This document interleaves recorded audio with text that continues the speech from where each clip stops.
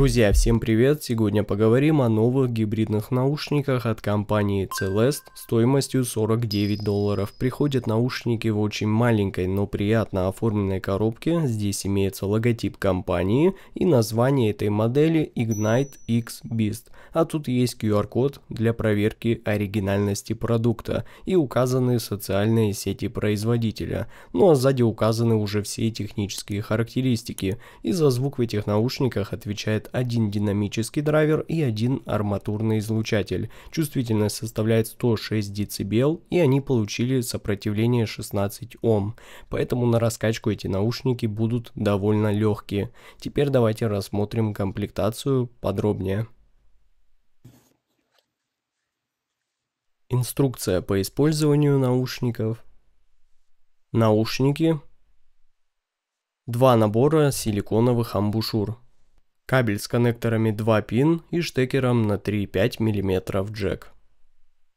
Наушники очень небольшие, выполнены полностью из медицинской затемненной черной смолы, и эти наушники доступны сразу в двух расцветках. И я выбрал вариант с золотисто-красным и текстурным оформлением лицевой панели. И смотрятся, как по мне, они очень хорошо. Мне прям нравится, так как у них есть даже некий такой 3D эффект. Ну и тут у них располагается стандартный разъем 2 пин для подключения кабеля. Рядом находится небольшое отверстие для компенсации, а снизу есть надпись Celeste, а звуковод, кстати, тут довольно небольшой, и он имеет защитную сеточку с необычным узором и небольшой бортик для уже более лучшей фиксации амбушюр. И сидят эти наушники в ушах довольно хорошо, я использовал их с комплектными амбушюрами и проблем с посадкой и удобством никаких не испытал. При использовании ничего не мешает, так как форма корпуса анатомически выполнена тут правильно, и пускай звуковод тут, конечно, не самый длинный, но он и не сильно широкий, поэтому, думаю, проблем с посадкой в большинстве случаев ни у кого точно не возникнет. А кто, например, использовал предыдущую модель компании Celeste Viverne ABS, тот уже тем более представляет, как эти наушники будут сидеть в ушах. Вот как раз примерно на том же уровне.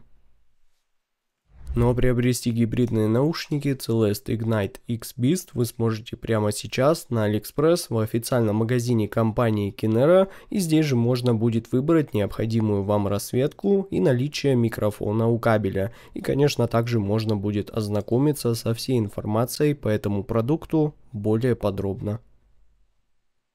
Ну а теперь давайте поговорим о том, как звучат гибридные наушники Celeste Ignite X Beast. Вот так выглядит и график частотной характеристики, и у этих наушников есть усиление низких частот на 8 дБ с небольшим акцентом на саббас, в отличие от мидбаса, который заметно тут так был ослаблен, что, как по мне, является не самым лучшим решением с точки зрения подхода к тюнингу. И если мы говорим с вами о моем идеале, то я бы все-таки хотел видеть тут более оформленную полочку баса на уровне моего таргета для придания большей ударности и панча, и тогда было бы вообще отлично. Впрочем, если вы обратите внимание, то и нижняя середина тут тоже была немного ослаблена, что делает звучание тут менее теплым и более легким по восприятию. Особенно это будет заметно в вокальной части. Да и вес и телесность у инструментов тут ощущается поменьше при сравнении наушников с более выделенной областью нижней середины. Зато вот верхней середины тут довольно немало.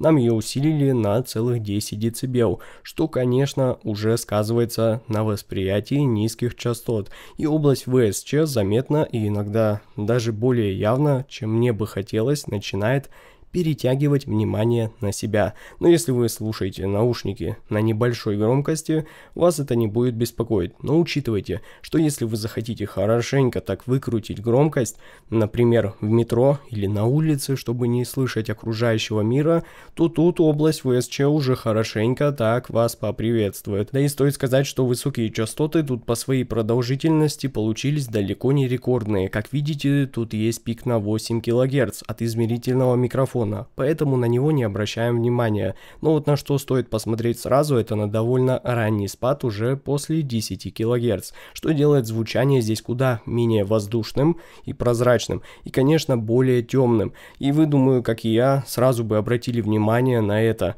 если перешли бы на эти наушники после более энергичных и светлых наушников в этом диапазоне.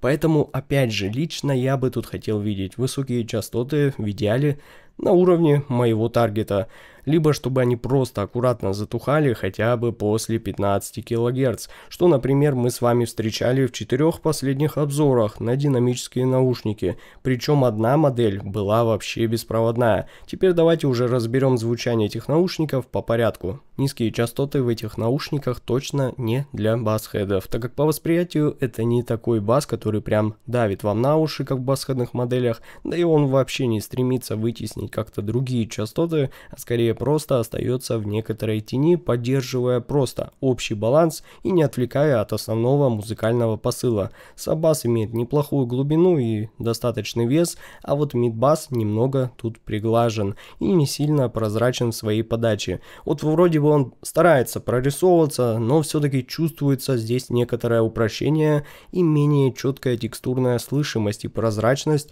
различных гармоник и сатурации из-за общей темной подачи в этих наушниках. И лично я бы хотел тут получить более выделенную атаку, ну и ударности на мидбасе добавить, а то все-таки бьет он не очень-то и сильно, чувствуется заметная такая сохраненная аккуратность в его ударе, хотя кому-то может такая его спокойная подача понравится даже больше, тут уже вам решать. А вот серединка тут крайне знакома для меня по своей подаче, так как тут чисто база и готовый фундамент из довольно энергичной подачи с не самым большим количеством воздуха и прозрачности, и некоторой добавочной теплотой в этом диапазоне, чтобы звучание на выходе было более приятным и достоверным по тембрам, насколько это, конечно, возможно. И в целом это просто знакомая, наверное, для многих аудиофилов Harman подача с выделенной вокальной частью по построению вперед и более подчеркнутой атакой у малого барабана. Но радует, что тут есть неплохая прорисовка инструментов в пространстве, их локализация и разделение их планов, но ощущается все-таки вот эта легкость в нижней середине, что делает звучание средних частот хоть и менее мутным, но и чуть легковесным. Да и сразу скажу, что это точно получились наушники не для тяжелых и быстрых музыкальных жанров, как металл или инструментальные гипернагруженные кучей инструментов композиции. Если вы планируете их купить, то вот мой совет для вас. Я считаю, что лучше слушать на этих наушниках что-то более легкое и не сильно требовательное, хотя, конечно, это все только мое честное мнение и мои мысли на этот счет, поэтому вы можете послушать и другие жанры, я ведь вам это не запрещаю, так как, возможно, для вас опыт прослушивания этих наушников в тяжелых жанрах будет хорошим, а я лишь делюсь только своими мыслями и впечатлениями. А высокие частоты здесь совершенно не выделяются как яркие или колкие, и по своей подаче это совершенно не светлые наушники, не сильно техничные и заметно так притемненные в этом диапазоне, без какой-либо остроты и резкости в звучании. То есть здесь эти наушники просто создают в некоторой степени теплый и мягкий и более спокойный по восприятию высокочастотный диапазон, без какой-либо агрессивности и резкости, даже с некоторым намеком на аналоговость.